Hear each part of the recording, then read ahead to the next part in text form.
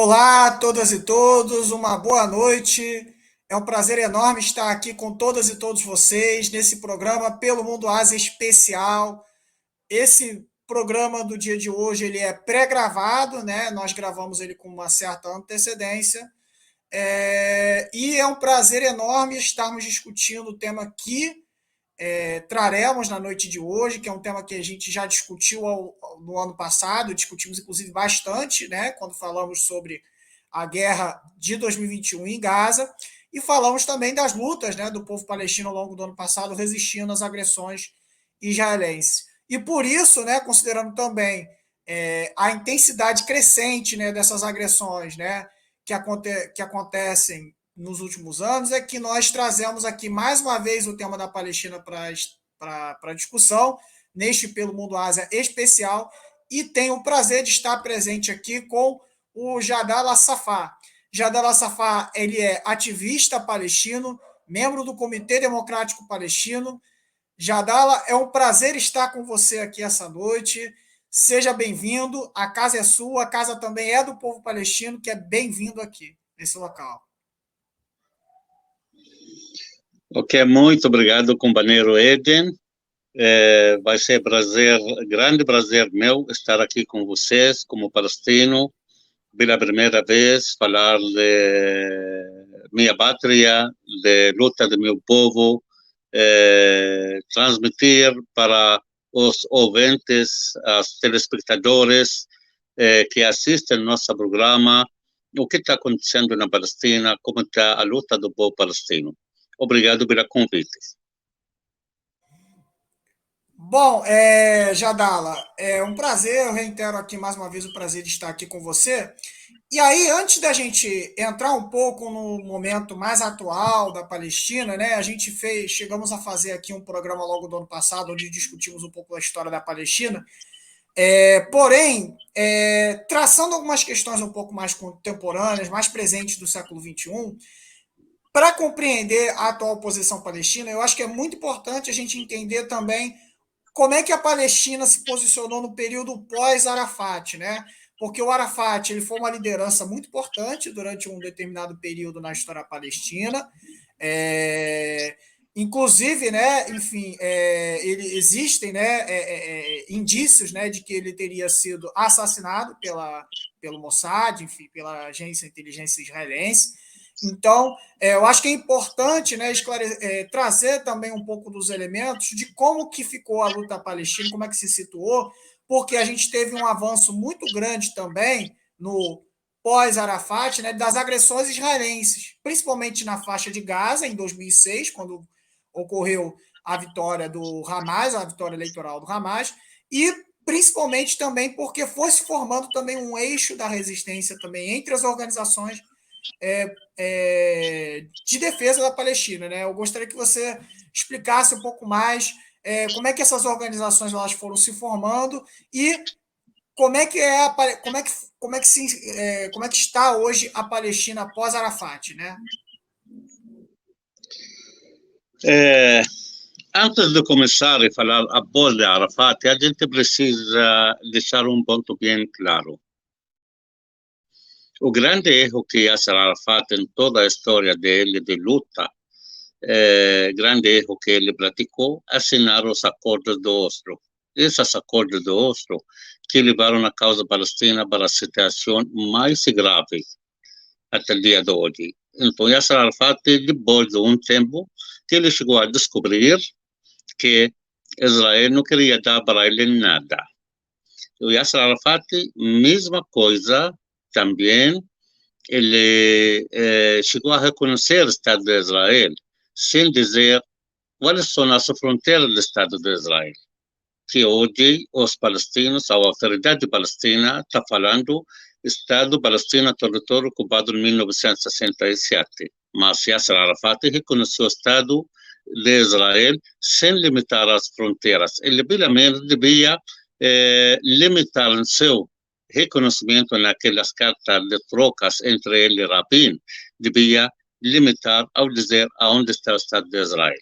Esse aqui é um dos primeiros erros que ele chegou a descobrir e onde depois, durante a intifada de Al-Aqsa, que começou no ano 2000, no final de 2004, que ele foi assassinado, que os palestinos acusam Israel que ele está atrás da morte de Yasser Arafat. Depois de Yasser Arafat, chegou o atual presidente que chama Mahmoud Abbas, que apostou muito que pode chegar, através do diálogo, a uma solução pacífica para o conflito israelense-palestino ou israelense-árabe. E, na verdade, todas essas apostas foram na toa. Israel não deu nada. Ele chegou a liquidar e tentou o máximo possível liquidar a luta armada que o povo palestino teve, que foi deixada com a morte de Yasser Arafat para continuar a libertação, mas o atual presidente palestino liquidou essa intifada, liquidou e começou a perseguir todos os lutadores, todas as pessoas que fazem parte da resistência palestina, a não continuar em sua luta, porque através do diálogo, através das negociações, pode chegar a uma solução pacífica para esse conflito. Mas que aparece, tudo que ele escutava de Israel era uma mentira, porque Israel não quer chegar a uma solução. Israel queria liquidar a resistência palestina para ela dominar mais a terra palestina e tentar achar uma solução de expulsar o povo palestino de sua terra, de suas cidades, de suas casas, como ele fez em 1947 e 48. Mas o que aconteceu? Os partidos e facções armadas dos palestinos, as outros, que não seja Fatah, continuaram e procuraram outras iniciativas para continuar com a luta armada. O que nós estamos assistindo hoje, nos últimos 14 dias, aos últimos 18 dias, 4 operações militares palestinas, onde resultaram 14 mortos colonos e soldados israelenses e mais de 20 feridos. A resistência palestina continua. E também a gente lembra que esses dias agora passa um ano aquele conflito que aconteceu na faixa de Gaza, através da faixa de Gaza e Israel, que esse conflito do ano passado que unificou a luta do povo palestino, unificou o povo palestino, onde os palestinos que estavam no território ocupado em 1948 e 67, na diáspora, todo o mundo unificou em apoio a esse conflito, a resistência palestina que estava na faixa de Gaza. Acredito que cheguei a responder sua pergunta ou falta alguma coisa para esclarecer. Não, esse esclarecimento que você faz, ele é muito importante, né? Porque essa luta, né, ao longo de um determinado período, né, ela não só passou, né, enfim, por uma espécie de boicote internacional, que eu acho que é importante, né, você ter falado sobre os acordos, né? Mas ao mesmo tempo também, né, ela foi sendo minada, né, pela própria imobilidade política, né? Porque ficou se esperando, né, uma certa ação por parte das organizações internacionais, dos Estados Unidos, da União Europeia, e a coisa não ia saindo, né? Então eu acho que essa ponderação que você faz, ela é muito importante, até porque quando os Estados Unidos mudam de governo, né, e aparece o Trump, não que no Obama já não fosse a situação complicada, né? Você vê o acordo do século, né? Exatamente. Eu queria também lembrar uma coisa, que desde a morte de Yasser Arafat, quando o atual presidente palestino apostava nas negociações e diálogo com Israel, Israel aumentou os assentamentos na Cisjordânia, aumentou as colônias na Cisjordânia, e lá todos os dias, impossível, difícil, um dia que acontece na Palestina, não tem confisco de terra, não tem dominação de casas, não tem humilhação contra o palestino, não tem É difícil você achar um crime de Israel diariamente que pratica crime, mata palestinos, humilia mulheres, crianças, invade municípios, invade cidades, arranca os árvores de oliva. Então, Israel, todos os dias pratica crimes contra os palestinos. O que a autoridade palestina faz? Nada. Ela acusa Israel que suas práticas é um obstáculo no caminho de paz. Mas, quando acontece uma operação militar, uma resistência palestina contra o exército israelense em defesa de suas terras, em defesa de suas árvores que estão sendo arrancadas, lamentavelmente, essa autoridade palestina não fica favorável à luta desses palestinos. Ela condena qualquer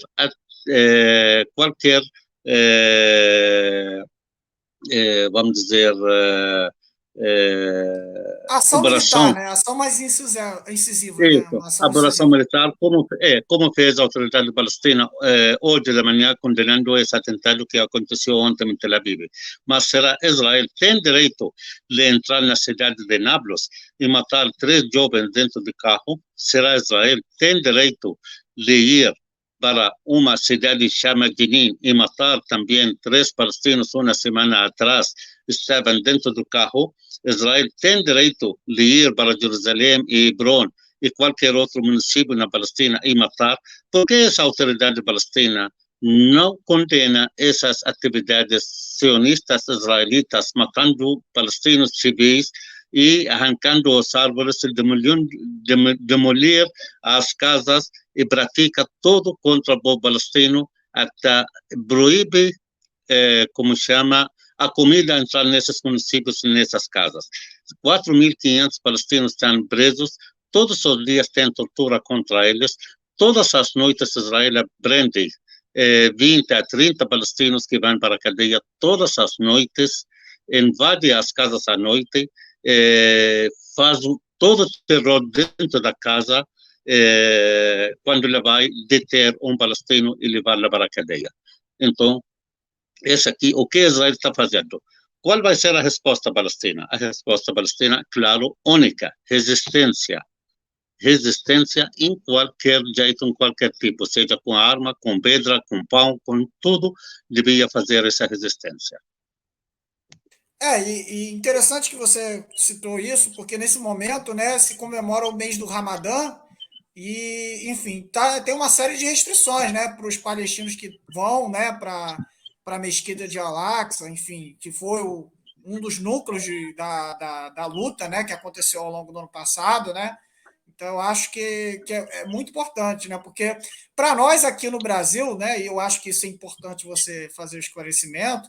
Talvez algo mais próximo disso, né, seria, por exemplo, as operações militares policiais que acontecem aqui nas favelas, né, onde se entra na casa das pessoas, enfim. Só que aqui as igrejas não são invadidas, né, no caso, né, mas lá em Israel, né, a mesquita, né, enfim, é cercado, enfim, esse tipo de coisas acontecem, né, porque, enfim, é um estado violento, né, terrorista, e eu acho que é importante a gente trazer esse fato. Mas falando sobre a Mesquita de Al-Aqsa, e aí eu acho que é importante a gente trazer o simbolismo disso, porque em 2021, você falou sobre isso, ocorreu uma guerra na faixa de Gaza, né? Não só na faixa de Gaza, né? Abrangeu também a área da Cisjordânia.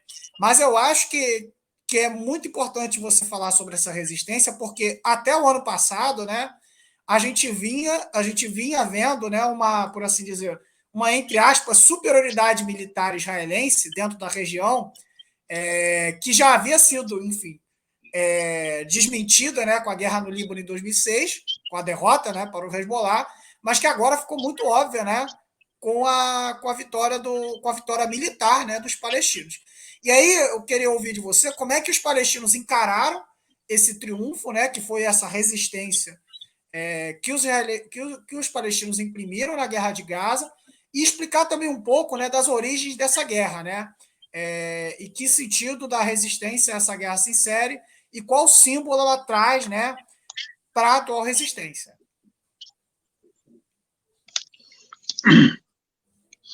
Veja, a luta do povo palestino não começou ano passado, mas a guerra que aconteceu, o conflito que aconteceu ano passado, ele teve motivo que Israel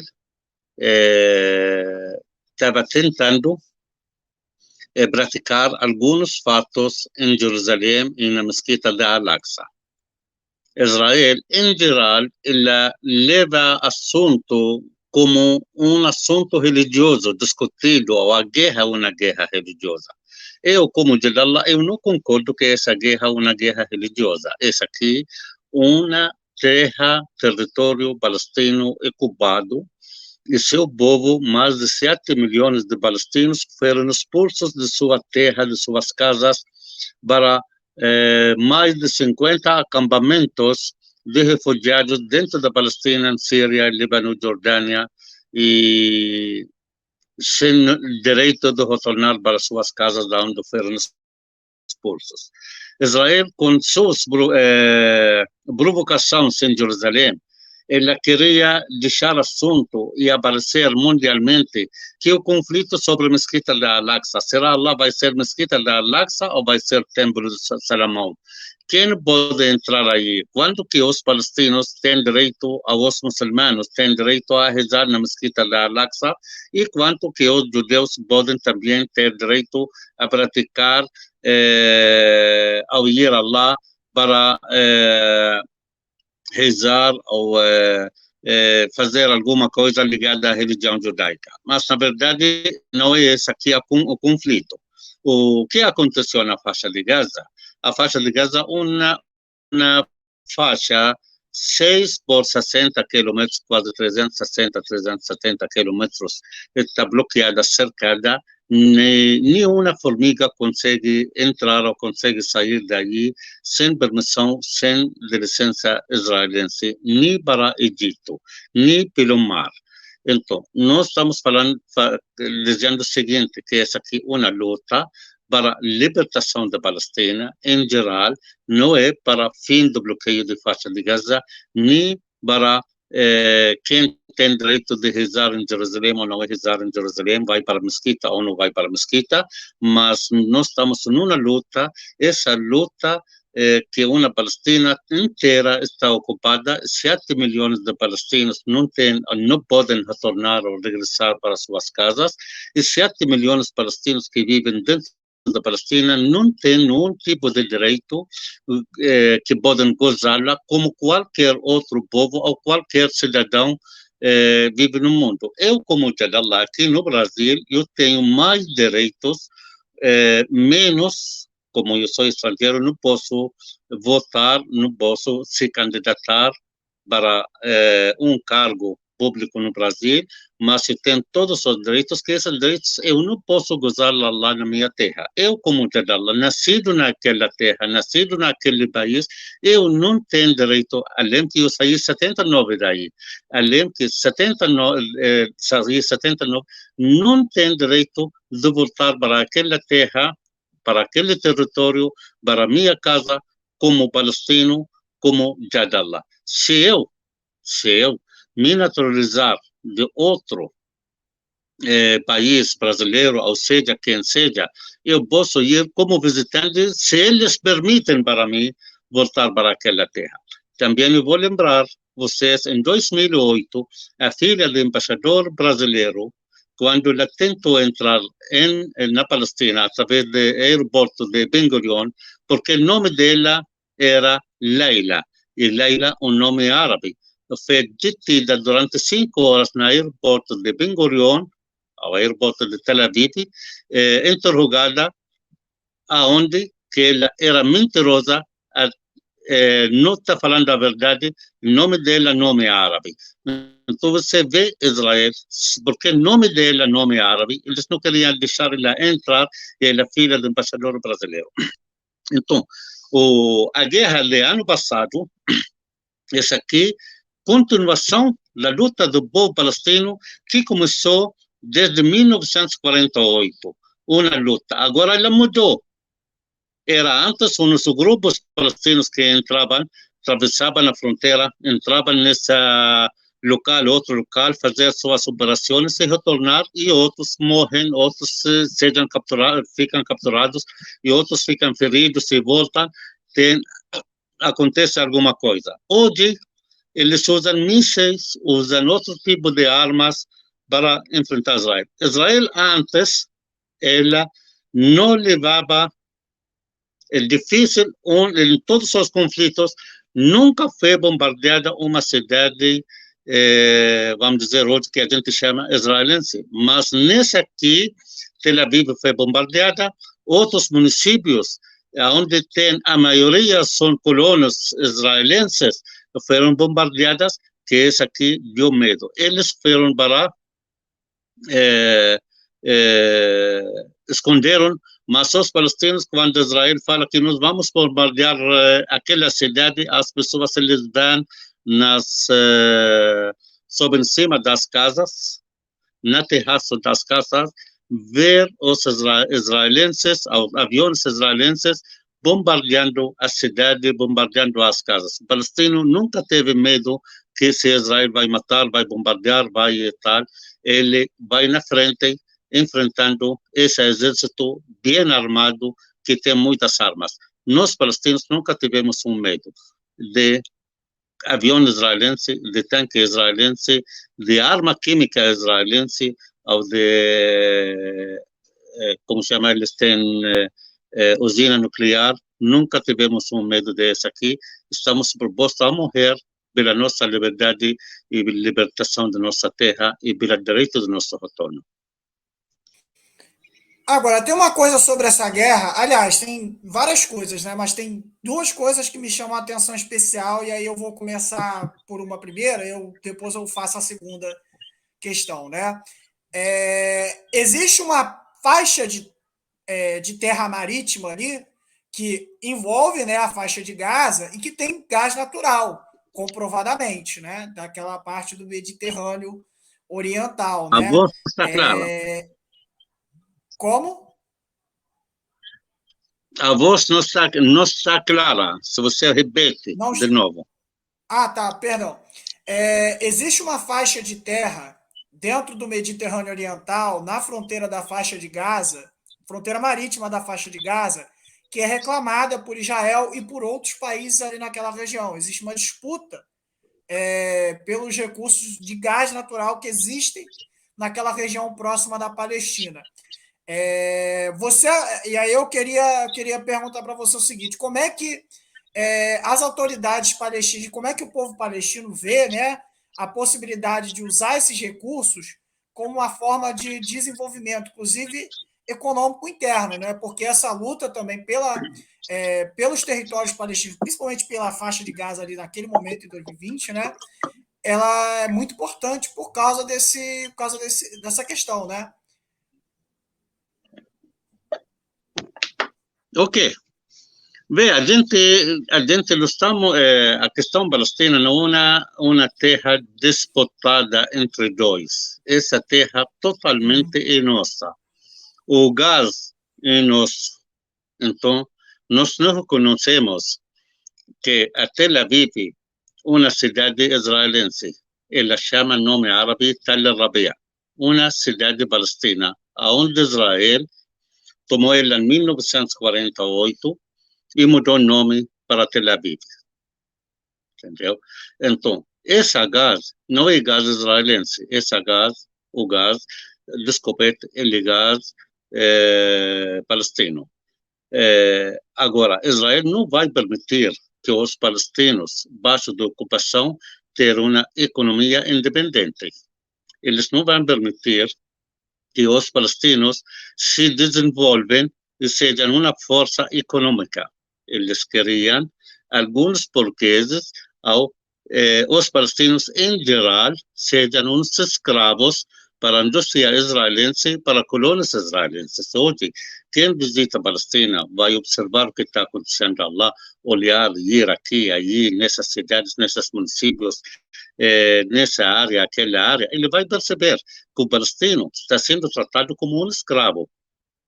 Às vezes, as pessoas falam que o apartheid israelense Agora, nós não podemos comparar o apartheid israelense com o apartheid da África do Sul. A apartheid da África do Sul, se nós compararmos com o israelense, podemos achar o apartheid da África do Sul, se eles usam para os palestinos, os israelenses usam para os palestinos, a gente vai falar que está justo. Mas o apartheid da África do Sul era como? Esses negros serviram os brancos, mas continuam na terra. Mas lá na Palestina, esses palestinos serviram os israelenses, mas a ser expulsos da sua terra. Aquilo continua, mas esse aqui tem que ser expulso, porque está sendo humilhado cada dia. Mas gás, recursos, disputa, nós estamos disputando com Israel, nós estamos lutando para ser a Palestina toda nossa, com os recursos, com as riquezas, com tudo isso aqui nosso. Certo? Certo, muito, muito, muito importante, muito interessante isso que você falou, que você colocou. Até porque isso também traz um outro fato que aí eu acho que é interessante também de se discutir, que é o seguinte, que um dos promotores da ideia do acordo do século, e aí eu acho que é interessante a gente trazer isso para a discussão, era o Benjamin Netanyahu, que caiu, enfim, mas a cabeça israelense continua praticamente com a mesma... não mudou nada, né, o pensamento de Israel, mas ainda assim jogou Israel dentro de uma crise interna política muito profunda, né? A gente vê hoje Israel, enfim, tem um governo que tem uma série de problemas também internos, né? Não só externos, mas também internos. Então, eu queria te perguntar o seguinte: até que ponto essa vitória da Palestina também ela impacta a possibilidade de Israel impor o acordo do século, né? Aquele acordo do Benjamin Netanyahu com Trump? Olha, acordo do século, a gente não vamos esperar que acordo do século aos Estados Unidos, ao Ocidente, vai trazer para nós uma solução pacífica, uma solução justa para os palestinos. Se nós vamos comparar hoje o que está acontecendo nessa guerra Ucrânia-Rússia e Palestina-Israel, você vê qual é a posição do Ocidente sobre Rússia e Ucrânia. Estão mobilizando quase todo mundo contra a Rússia na invasão à Ucrânia. Mas não vou discutir, não vou entrar nesse assunto, porque tem um ponto de vista e não vou discutir, colocar isso aqui em discussão agora. Mas o que está acontecendo na Palestina, que todos os dias tem crimes israelenses, nem Estados Unidos, nem Europa, não procuraram uma solução justa para a causa palestina. Acordo do século, o que ele trouxe? Ele trouxe coisas piores, de um sinal vermelho para Israel, confiscar mais terras, expulsar mais famílias de suas terras e de suas casas, praticar mais o apartheid, praticar mais crimes contra os palestinos. Esse aqui é o acordo do século que trouxe. Então, o Benjamin Netanyahu, até hoje, ele é o líder israelense mais extremista, mais violento, mais criminoso contra o povo palestino. Ele não perdeu as eleições, ele é o único primeiro-ministro israelense que ficou mais tempo nesse cargo. Os outros primeiros ministros israelenses anteriores ficaram com menos tempo. Ele ficou quase, não sei se 14 ou 15 anos, ele ficou primeiro-ministro. Nenhum primeiro-ministro ficou esse tempo. Então, o que aconteceu?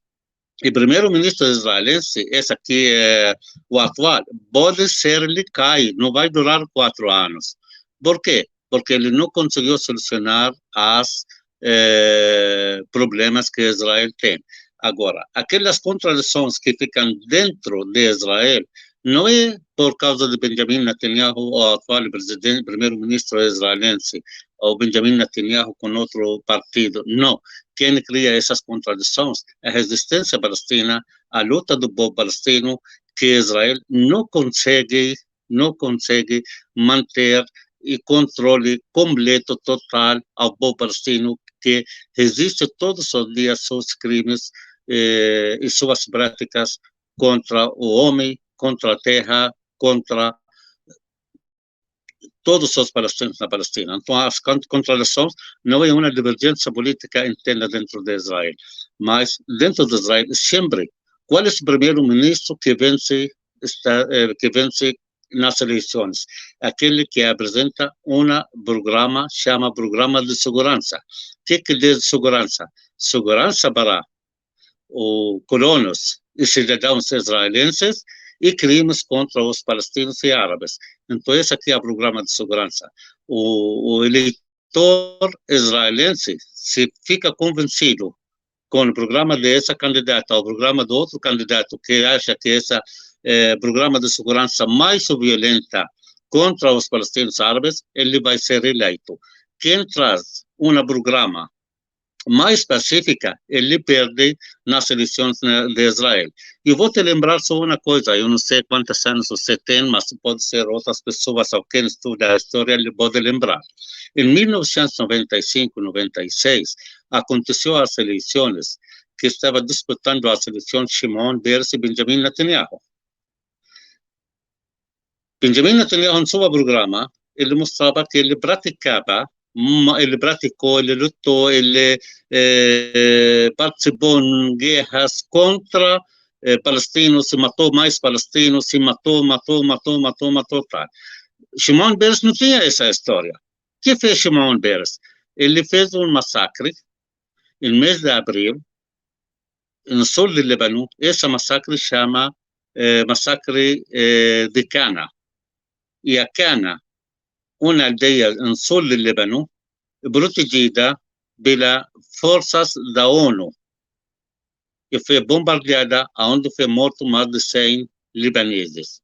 Então, por quê? Shimon Peres falou o seguinte: também eu sou assassino como qualquer outro líder, candidato a presidente, assassino. Eu tenho condições também de matar árabes, seja libanês, seja palestino, seja quem seja. Eu vou lembrar, pode ser que você não lembra, você não sabe isso aqui. Em 1981, Benjamin Menachem Begin mandou os aviões para o Iraque bombardear a usina que estava em construção, acusando o Iraque que vai ter uma bomba atômica. Esse aqui, quando aconteceu? Uns dias antes das eleições de 1981, onde Benjamin Menachem Begin venceu aquelas eleições. E tem mais uma coisa também. O primeiro-ministro israelense que assinou com Arafat acordos de Oslo, ele foi assassinado. Mas como ele foi eleito? Porque durante a primeira intifada, Yitzhak Rabin, ele usou política quebra-osso dos palestinos e começou a quebrar osso dos palestinos. Então, quando disputou as eleições com Yitzhak Shamir, ele disse para os eleitores israelenses, eu quebrei ossos dos palestinos. Eu sou o candidato, eu sou o futuro primeiro-ministro que vou salvar Israel. E quando ele fez aquele acordo de paz, ou aqueles acordos de Oslo com Yasser Arafat, um colono israelense matou ele, porque eles não querem isso aqui.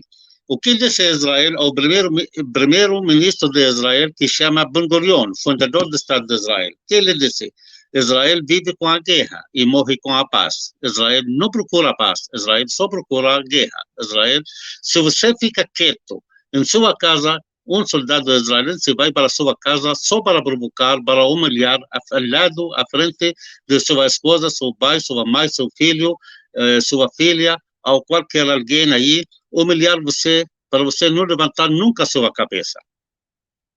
Essa é a humilhação. Ou você resiste, essa humilhação, ou você fica sempre com a cabeça baixa. O povo palestino nunca vai baixar sua cabeça, porque o povo palestino, ele tem direito, ele tem razão e vai lutar até conquistar seus direitos, porque ele tem essa razão.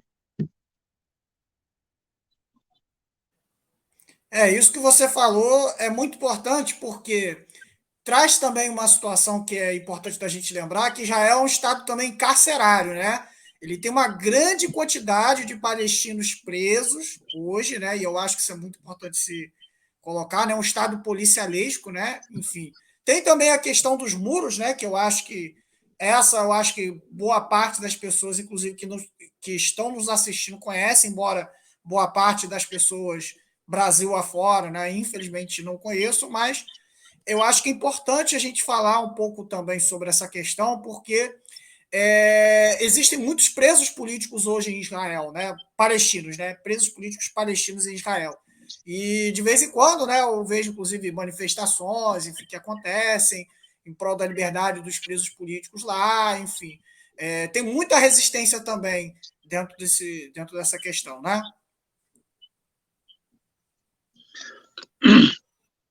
Na Palestina existe hoje, dentro das cárceles israelenses, mais de 4.450 presos políticos palestinos, em condições precárias, espalhados em todo o território palestino, do norte da Palestina, onde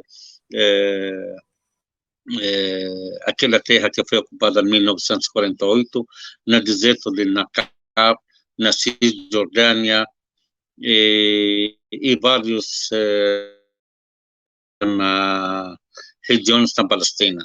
Eu acho que tem mais de 25 cárceres israelenses, tem de segurança máxima e tem, mas a gente acha, vamos dizer, a gente fala que todas elas são de segurança máxima lá.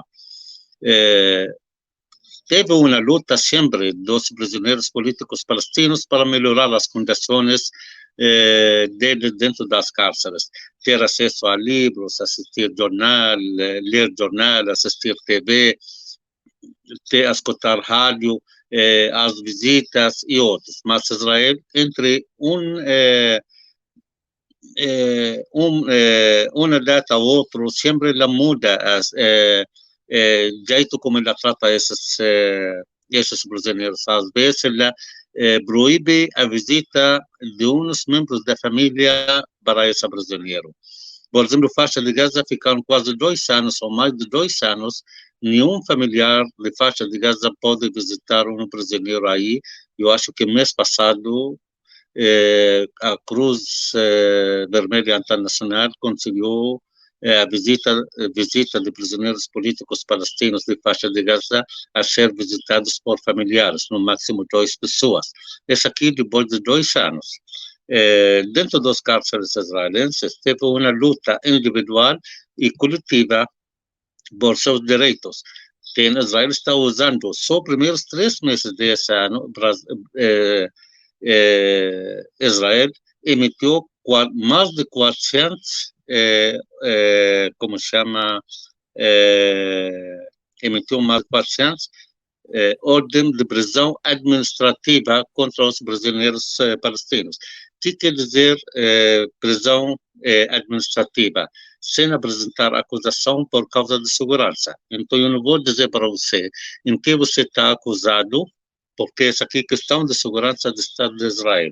Então, nem ele, o prisioneiro, sabe qual o motivo, nem o advogado dele sabe qual o motivo. Qual parte judiciário, ele só concorda, não concorda, mas a maior parte concorda. Tem muitos prisioneiros também declararam greve de fome para sua libertação ou para fim dessa detenção administrativa. E tem uns que chegaram a 140 dias em greve de fome e conseguiram o que eles querem. Hoje, dentro dos cárceres israelenses, existem 2 pessoas em greve de fome. Um já está há 38 dias e o outro está quase há 19 dias em greve de fome porque ele quer fim de prisão administrativa, dessa ordem de prisão administrativa emitida contra ele.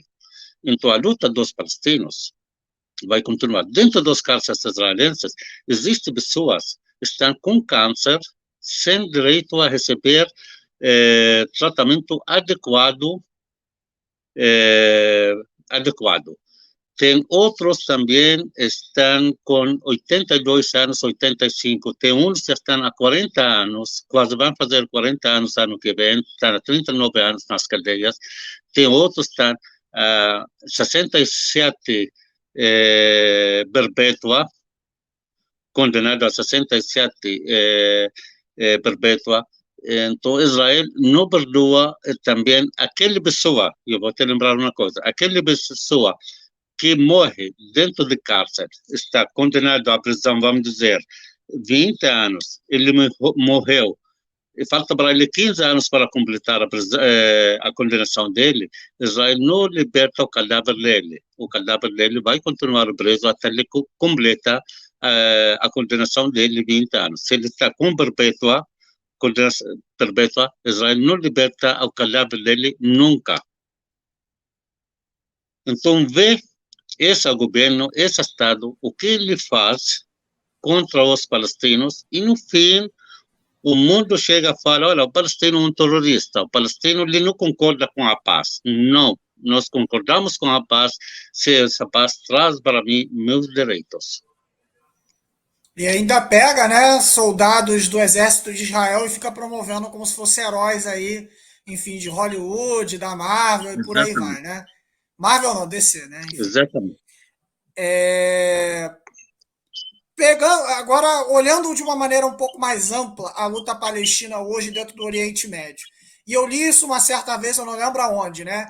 Que a luta palestina também é a luta da Síria contra a invasão israelense nas colinas de Golã e também é a luta, né, dos libaneses contra a agressão israelense dentro do sul do Líbano, além de outras áreas no Oriente Médio hoje, né?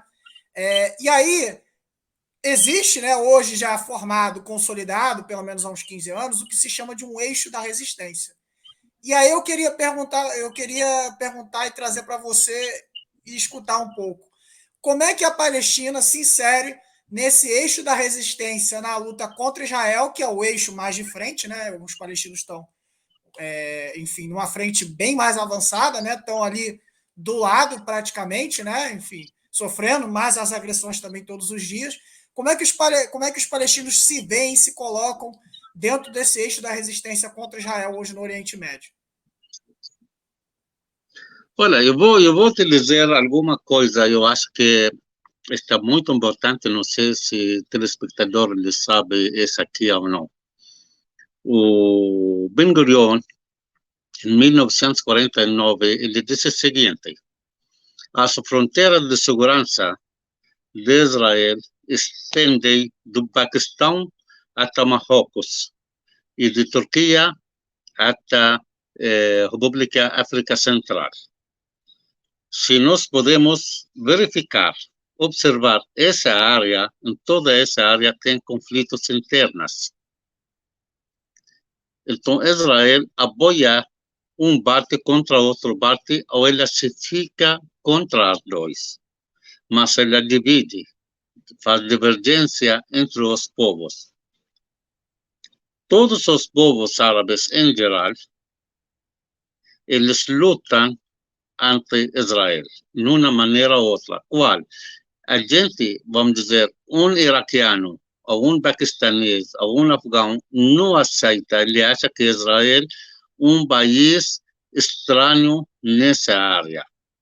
Essa posição do cidadão local, cidadão desse país ou outro país, mas, a ponto de vista dos governos diferentes, que hoje a gente acha vários países árabes que normalizam com Israel e acham que Israel devia existir. Essa aqui é a posição de uns governos árabes, mas não é a posição do povo árabe. O povo árabe, em geral, está disposto a lutar pela sua liberdade, lutar pela sua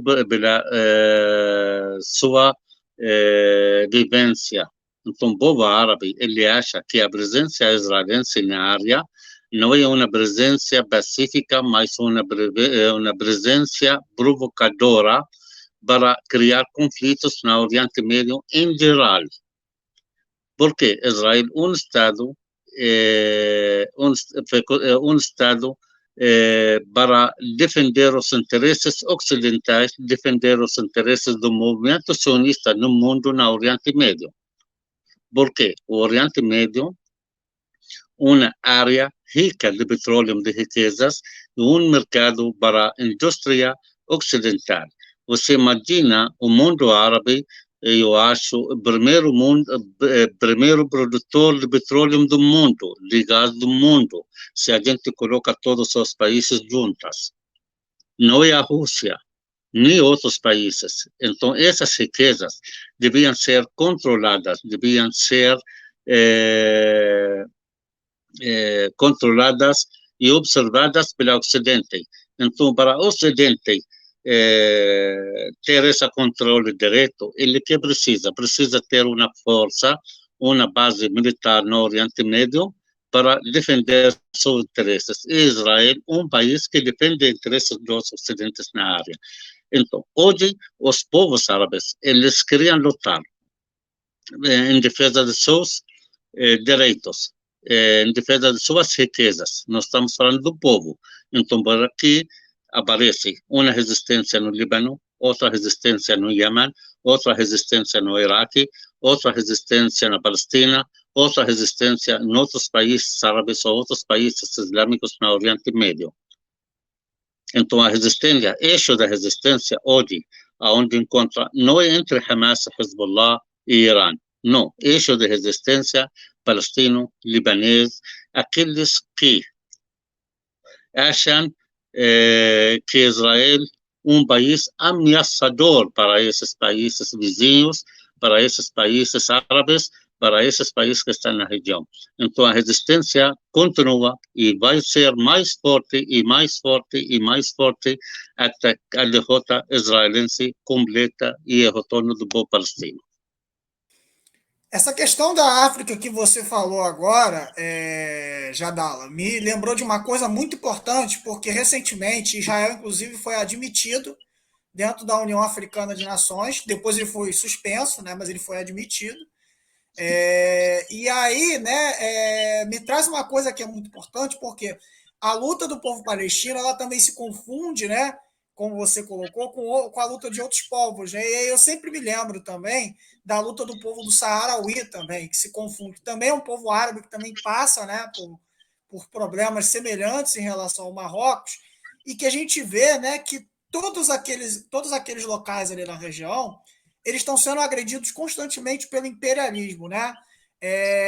E o imperialismo, né, ele atuou, né, para destruir os principais governos que davam suporte também a essas resistências, né, nomeadamente, principalmente o governo do Iraque, né? Você falou, por exemplo, na época do Saddam, né? Iraque era um governo também que dava muito suporte à luta palestina, né? Certo. Certo, então, vê, Israel tenta, na verdade,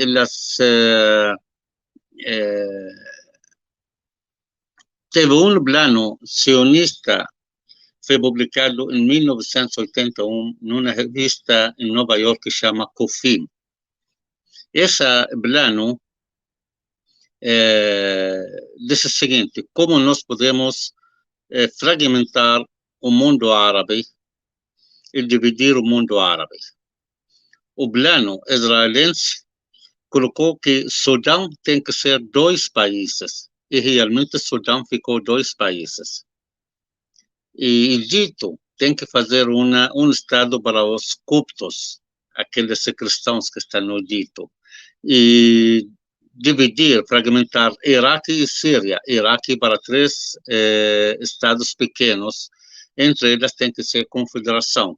O sul do Iraque para os xiitas, o centro do Iraque para os sunitas, o norte do Iraque para os curdos.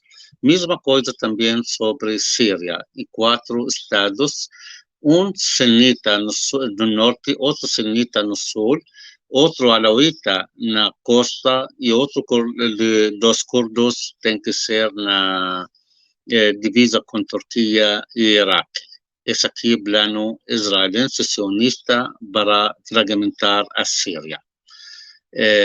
Mesma coisa, então, Israel também procura entrar nas entidades, como a entidade União Africana, mas ela foi expulsa, não foi aceita de uns países árabes, como Argélia. Obrigado à Argélia, ao governo da Argélia, que ficou firme para não aceitar a entrada israelense na União Africana. Primeiro, Israel não é um estado na África para entrar e ser observador, não faz parte.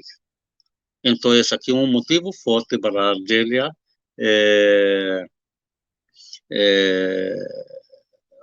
argumentar e falar que não pode. Primeiro. Dois, os crimes que estão sendo praticados contra os palestinos. Em África ainda tem muita gente que concorda que Israel, muitos países concordam que Israel ainda pratica crimes, não respeita os direitos do povo palestino. E tem influência como África do Sul, um país forte que tem sua influência nessa União Africana, Argélia e outros países também. A gente, além tantas divergências que nós temos com o governo do Egito, mas também o governo do Egito pode influenciar na decisão dessa aí. Tem Tunísia e tem outros países também na África que podem influenciar e não aceitar a entrada de Israel para a União Africana. Ok? Essa questão que você trouxe é importante, né? Porque também, né, me traz, né, a ideia, né, de que os atores ali naquela região, e aí você chegou a citar também sobre o reconhecimento dos países, alguns países árabes, não vou dizer todos os países árabes, né, por parte de Israel, como Emirados Árabes Unidos, Bahrein. E aí, esse reconhecimento, né, em alguma medida, eu queria que você pudesse explicar por que esses países eles fazem esse reconhecimento.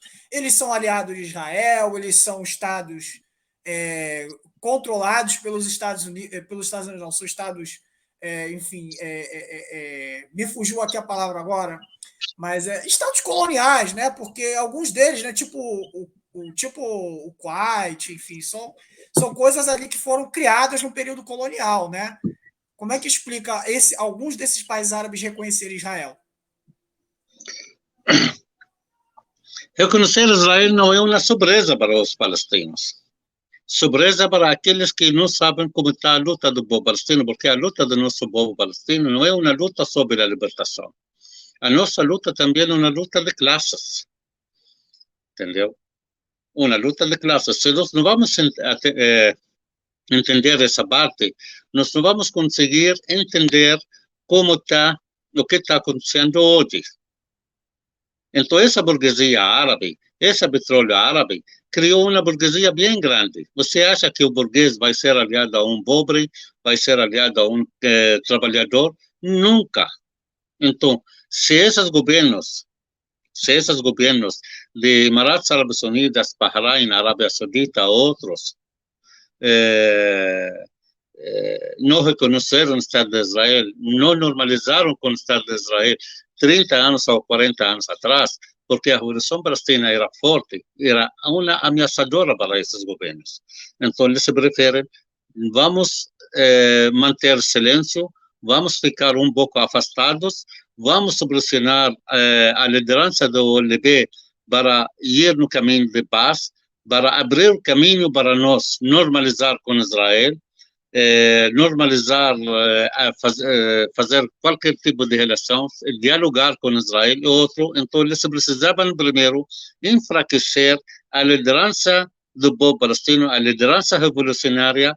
Você lembra depois dos acordos de Oslo, se você volta um pouco para trás, depois do acordo de Oslo, tem muitos países do mundo voltaram abriram relações com o governo de Israel. Na África, só tinha um governo ou dois governos, não lembro exatamente, dois países que tinham relações com Israel. Era a África do Sul, na época de apartheid, e tinha outro país que eu não estou lembrando. Eu acho que era a Etiópia. Não lembro, mas eram dois países. Depois do acordo de Oslo, todos os países da África abriram suas portas para relacionar e troca de diplomacia, uma troca de embaixadores com Israel.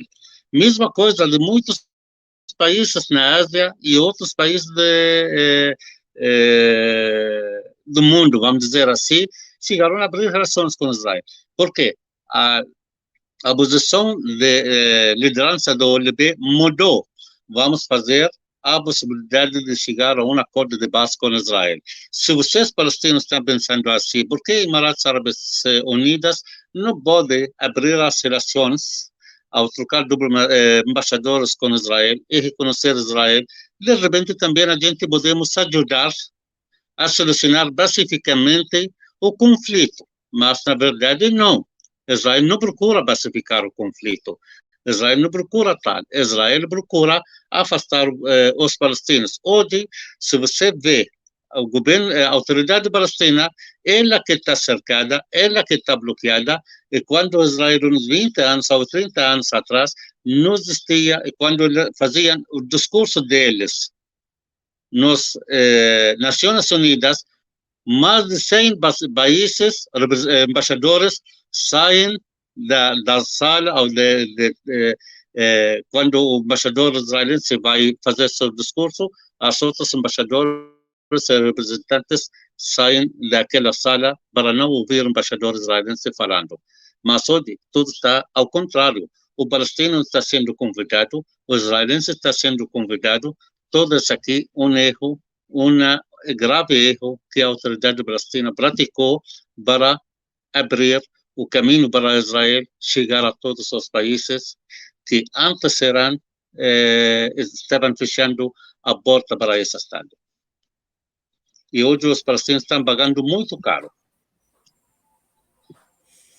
É uma avaliação importante, né? Essa avaliação, né, da luta, né, palestina, até porque, né, enfim, ao longo do período, ao longo do tempo, né, alguns erros acontecem, né, faz parte, né, da luta da resistência, mas é importante também, eu acho que a gente levantar e a gente ressaltar que essa avaliação profunda hoje, né, ela faz inclusive com que ocorra essa mudança de atitude, né, por parte de alguns grupos, né, dentro da Palestina, né? E eu acho que, notadamente, essa unidade política entre as organizações de resistência palestina hoje, ela representa, em algum sentido, essa maturidade, não é?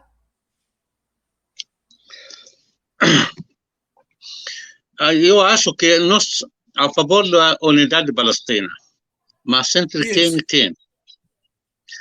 No caso, quem e quem Hamas essa e outras unidade? organizações que fazem Sim. a resistência hoje, né?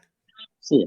Agora, essa unidade pela resistência já existe, mas também quem temos que levar em consideração, tem uma facção principal que chama essa facção Fatah, que apoia a autoridade palestina em sua política de negociação, de dialogar com Israel, onde Israel nega qualquer tipo de negociações de dar para os palestinos. Se você observa, desde 2011 até hoje, o presidente da autoridade palestina não teve nenhum encontro com o primeiro-ministro israelense, nem com Benjamin Netanyahu, tampouco com o atual primeiro-ministro. Além que o governo da autoridade palestina, presidente da autoridade palestina, está solicitando, está pedindo a vários dirigentes mundiais para intermediar um diálogo direto entre ele e o primeiro-ministro israelense. Seja, no passado, quando era Netanyahu, e seja no atual, que sempre foi recusada. O governo de Israel sempre disse não. Agora, unidade. Existe unidade sobre a luta armada, como nós vamos lutar, na resistência, tudo isso aqui. Mas não existe, até agora, no momento, entre todos os partidos, seja de esquerda com a Hamas e Jihad Islâmica, ou até entre 2 ou 3 partidos ou facções palestinas, não existe um acordo, porque qual é a unidade que nós queremos? Unidade sobre um programa política e colocar um programa de luta. Não existe. E por quê? Porque tem uma tendência diferente. Hamas e Jihad Islâmica tem uma tendência religiosa, e Frente Popular e Frente Democrática tem uma tendência marxista.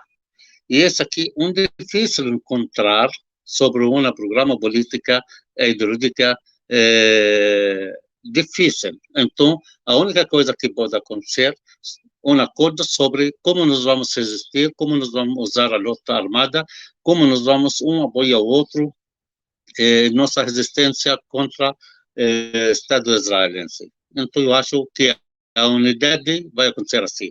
Na outra parte, a facção da Al-Fatah, a Autoridade Palestina, está apagando o OLP. Está apagando o OLP. Desde 1988 até hoje, desde 1988 até hoje, os membros do Conselho Nacional Palestino continuam mesmos. Nenhum foi escolhido democraticamente para representar, por exemplo, a comunidade palestina no Brasil. Sempre nomeado por outras pessoas, nomeado pela autoridade palestina, nomeado pela embaixada palestina. Não é um direito palestino que está aqui no Brasil para escolher seu representante para o Conselho Nacional. Sempre foram nomeados.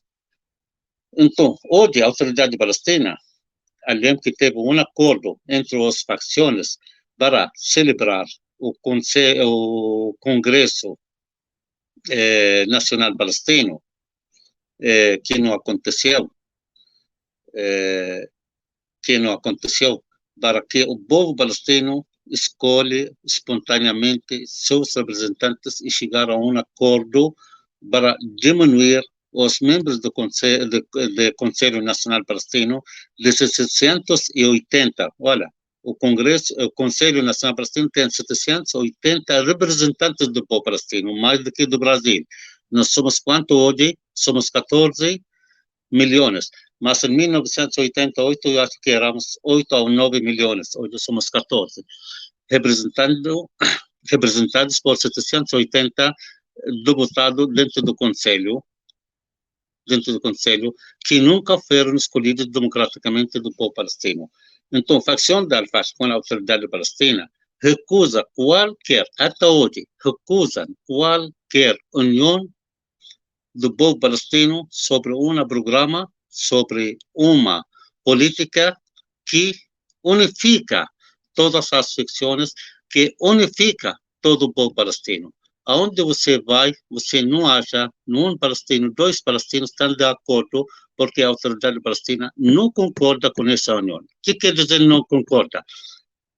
O Oslo hoje trouxe uma classe burocrática corrupta que está administrando Palestina dentro da Palestina. Hoje, a autoridade palestina é uma autoridade corrupta, uma autoridade que trabalha a favor do Estado de Israel. Eles trabalham a favor do governo israelense. Eles trabalham em colaboração de segurança com Israel, onde tem uma pessoa que pensa de jogar uma pedra contra um tanque israelense, contra um soldado israelense, contra um colono israelense que confisca sua terra, que quer demolir sua casa, esse aqui pode ser preso por autoridade palestina, por dentro de segurança da autoridade palestina. Então, onde vai ser a união com essa autoridade, com uma facção que apoia essa autoridade? Eu acho, no momento, não existe, está um pouco difícil. Nós estamos mais longe. E como te falei no início, tem partidos, tem facções que são de tendência religiosa, tem outros que são de tendência marxista-leninistas. Então, pode ser a unidade, a união, só na luta armada, mas não é na ideologia. Isso que você coloca, essa discussão é muito importante, né? Porque esse debate político, né, da construção do próprio Estado palestino, ela é muito importante, né? Essa questão da classe burocrática, dirigente. Inclusive, eu já ouvi, né, enfim, algumas conversas em relação a isso, né, que você já colocou em relação a alguns da diáspora palestina, né, que são um pouco mais bem-sucedidos, né, são mais ricos, enfim. Então, é um debate certamente fundamental, né, porque é o dividir para conquistar, né? Infelizmente, é o dividir para conquistar que funciona, né? E no caso do palestino tem sido usado, né? Em grande medida. E aí, perante isso, né? Estamos chegando aqui ao final do nosso programa, e eu acabei não falando aqui, fazendo o merchan do nosso programa, pedir aí para todas e todos, né, que curtam e compartilhem esse vídeo, porque essas informações que vocês estão escutando aqui agora sobre a luta palestina, sobre as organizações políticas, isso vocês não vão ver em lugar nenhum, lugar nenhum.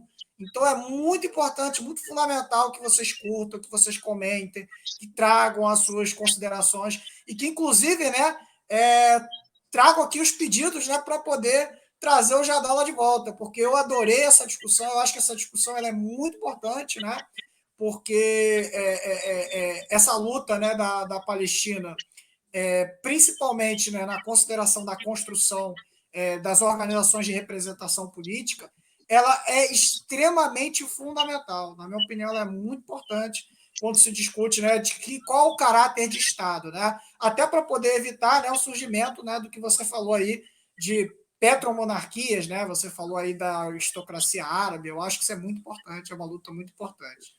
E aí, perante isso, né, estamos chegando aqui ao final do nosso programa, eu vou trazer um último tema que eu acho que é muito importante de se discutir, que são as perspectivas agora perante isso, né? Porque você falou que a OLP ela não tem uma legitimidade, né, política, né, por assim dizer, né? Porque ela não é uma autoridade legitimada, né, pela população palestina. Você não tem um processo, por assim dizer, de escolha, né, das lideranças, e eu acho que isso é muito importante de ser esclarecido, né? Em alguma medida por causa, né, da posição de Israel, mas em alguma medida também por causa desse burocratismo das lideranças da autoridade palestina. Mas, perante, né, considerando a vitória que aconteceu na guerra do ano passado, o fortalecimento dessas organizações de resistência militar na Palestina, eu pergunto para você, Jadala, quais são as perspectivas que, a partir de agora, o povo palestino tem para a luta, né, daqui para frente? Quais são as perspectivas que você pode aí trazer? Antes eu queria esclarecer um ponto. Legitimidade do OLP, nós palestinos estamos dando toda a legitimidade do OLP, mas não estamos dando legitimidade para a direção do OLP. Os dirigentes do OLP. Perdão, bom esclarecimento esse que você fez. Perdão, eu posso ter aqui feito não, fica tranquilo, fica tranquilo. A OLP, único e legítimo representante do povo palestino, mas essa liderança que está dirigindo o OLP, a gente não acha que ela é uma legítima. Não concordamos. Por isso, eles não vão conseguir realizar nenhum tipo de eleições, porque eu vou dizer para você claramente que a facção da Fatah, que domina e dirige o OLP, ele não vai conseguir mais de 20% das eleições ao eleger mais de 20% para o OLP ou para qualquer entidade palestina no mundo. Agora, existe ocupação, existem crimes diários contra o povo palestino praticado por Israel. O que deixa Israel muito preocupada, e nós falamos no início sobre as contradições dentro da sociedade israelense, seja sociedade ou políticos ou partidos políticos israelenses. Quem deixa eles em contradição e muitas divergências internas por causa da resistência do povo palestino. O que preocupa mais o Estado de Israel e preocupa também a autoridade palestina é mais um levante popular palestino que pode acontecer em qualquer momento, em qualquer dia. Hoje, ou ontem, durante esse atentado que aconteceu, onde matou 3 israelenses e 9 feridos, a autoridade palestina disse o seguinte, que precisa que Israel fique calma. Por que fica calma? Porque não ter umas respostas violentas contra os palestinos por causa desses atentados. Por quê? Também Shin Bet de Israel e os centros estratégicos de Israel orientaram o governo de Israel a não tomar algumas decisões que podem ser violentas contra os palestinos. Por quê?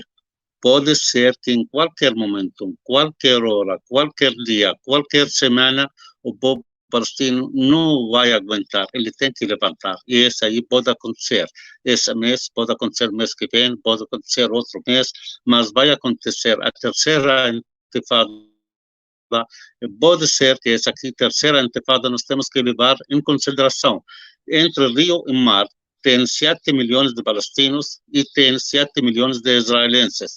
7 milhões de palestinos, o governo israelense tem que pensar certo, tem que pensar muito bem. O que ele vai fazer com 7 milhões de palestinos que estão entre mar e rio? E a autoridade palestina também tem que pensar certo. O que eles querem? Querem um Estado palestino ou não querem um Estado palestino? Em que lado eles vão ficar? A declaração do presidente da autoridade palestina hoje sobre atentado de ontem, sobre operação feita ontem de um palestino na Tel Aviv, foi condenada debaixo dos palestinos, seja do povo cidadão normal ou do político palestino. E vou dizer para você, tem muitos falando, vocês não conhecem o Estado de Israel, vocês têm que reconhecer o Estado de Israel. Mas por que vocês não falam para os israelenses reconhecer o Estado palestino? Por que você pede a mim reconhecer o Estado de Israel? Por que você não pede a israelenses reconhecer o Estado palestino? Por que eu sou obrigado a reconhecer? Até tem umas pessoas da esquerda comentaram comigo. Uma vez tem um comunista aqui de São Paulo, falou, mas Jallah, você tem que reconhecer, vocês têm que reconhecer o Estado de Israel. Falei, olha, e vamos fazer o seguinte, você vai para o consulado de Israel aqui em São Paulo e traz dele um papel assinado e dizer que nós reconhecemos o Estado de Palestina a 1 metro quadrado na Palestina, entre o mar e o rio. 1 metro quadrado. Se você traz para mim esse papel assinado por ele, depois nós vamos conversar. Eles não aceitam nossa presença entre o rio e o mar. Como eu vou reconhecer o Estado de Israel? Se essa terra toda é minha, por que vocês não pedem a eles reconhecer o Estado de Israel?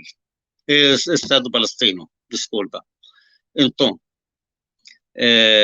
a resistência palestina, o que está chegando aqui a pouco, pode acontecer em qualquer semana, qualquer dia, até no dia 15, semana que vem. Todo mundo dentro da Palestina, até o governo israelense, está preocupado. Por quê? A Páscoa, que está chegando, a Páscoa judaica, que cai dia domingo, dia 17, e os palestinos estão preparados também para enfrentar, porque os colonos israelenses, com autoridades israelenses, queriam invadir a Mesquita da Al-Aqsa. Com essa invasão à Mesquita da Al-Aqsa, pode ser que aconteça que explodem as coisas de novo dentro do território palestino ocupado, e isso aqui você não sabe. Se explode, pode durar uns dias, umas semanas, uns meses, uns anos, ninguém sabe, mas para mim, em ponto de vista, cada vez Israel está chegando ao fim. Não está começando, porque o povo palestino hoje são 7 milhões dentro da Palestina, que eles recusam de sair e tem que ter uma solução pacífica para os palestinos, não é pacífico para os colonos israelenses que vêm de todos os lugares do mundo. Então, a expectativa para o futuro que a vitória palestina, porque o povo palestino nunca vai parar de lutar por seus direitos. Bom, agradeço mais uma vez a sua presença, já dá um prazer enorme estar aqui com você, de fazer essa discussão. Já fica o convite aqui mais uma vez para a gente fazer aqui mais uma discussão, quem sabe em breve, né, daqui a alguns meses. Mais um programa especial, porque eu acho que seguir acompanhando essa luta palestina é muito importante, porque a gente que acompanha, eu no programa Pelo Mundo Ásia, aqui todas as segundas-feiras, a gente quase sempre está de olho, né, que há um caldeirão, né, que ferve, ferve, ferve, parece que vai explodir a qualquer momento, né? Então eu acho que esse é um tema muito importante, realmente, né? As agressões elas não pararam, né, desde o ano passado, inclusive, né? Eu acho que é um ponto importante que você trouxe, né? E que por vezes foge um pouco do controle da autoridade palestina, né? Eu acho que isso é importante, inclusive as negociações no ano passado, e é um fato que poucas pessoas conhecem, né? As negociações elas passaram a largo, né, do governo palestino, né? Elas foram entre as organizações de resistência e mediadas, né? Por, se eu não me engano, foi o Egito que mediou, né? Talvez você possa me Egito, né? E, enfim, Israel. Então a coisa foi, enfim, bem direta, né? Mas enfim, eu agradeço aí a presença, deixo aí esse momento final para suas considerações. É um prazer enorme estar aqui e a palavra é toda sua. Ok, primeiro eu queria te agradecer você pela primeira vez que estou participando no programa de vocês. Eu queria agradecer também aos telespectadores que assistem, vão assistir essa debate, essa fala minha. E gostaria também de debater isso aqui com muita gente sobre a questão palestina, porque a questão palestina não é dos palestinos, como a questão do mundo inteiro. A vitória palestina não é uma vitória para os palestinos, mas uma vitória para todos aqueles que lutam pela igualdade social, que lutam pela liberdade, que lutam pela seus direitos. Porque a nossa vitória não é uma vitória que vai ser limitada ao povo palestino, nunca pensamos assim. Mesma coisa também no que nós estamos precisando a solidariedade dos povos, a solidariedade do povo brasileiro. Nós achamos também, como palestinos, a vitória da esquerda no Chile, uma vitória palestina. Na Argentina, uma vitória palestina. Em Bolívia, a volta de Iván Morales, o partido de Iván Morales para a Bolívia, uma vitória palestina. A resistência de Venezuela na frente de todas as ameaças imperialistas contra a Venezuela, uma vitória palestina.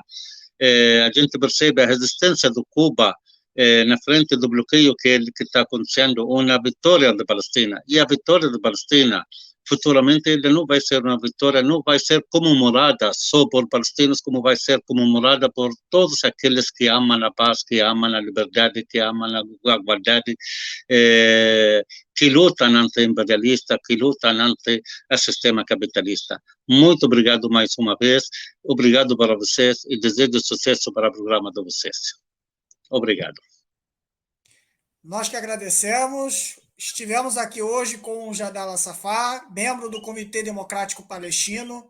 Prazer enorme. Dou boa noite para todas e todos. Lembro que na próxima segunda-feira, às 20h30, estaremos de volta com o nosso programa Pelo Mundo Ásia, pré-gravado.